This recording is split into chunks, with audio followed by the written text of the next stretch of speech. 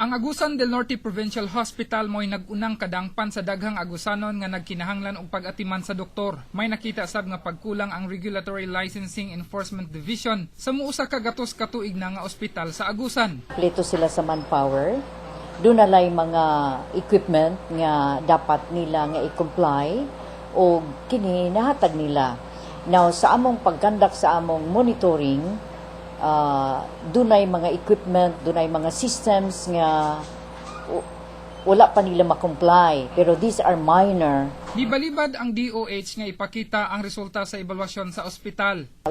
Kompleto silang manpower, kompleto silang equipment, doon nalay gamay lang minor nga mga deficiencies nga dapat nila i-comply. Which means nga kadtong mga deficiencies nga dili na lang nako isulti kay workable man.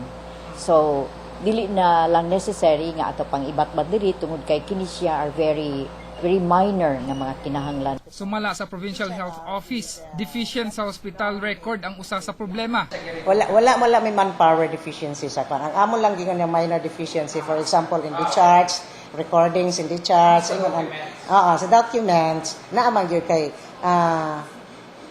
even nga kung ano ang DOH license, napunta giingon sa bench book sa PhilHealth, i-follow sa PhilHealth. Ang bagong sistema karon sa ospital itandi sa katukuran ni ini kaniadto isip General Hospital. Ang giingong usa sa problema, wala daw nagkulang og sakop isip tertiary nga ospital. When this hospital was created, this was a general hospital, 100-bed capacity. So moto ang manpower complement i-approve sa DBM. So, comes nga naa naman tagi departmentalize naman ni nato into OB-GYN, surgery, medicine, pedya, and then we have the so-called special areas, so the ICU, the PACO, the NICO, ano.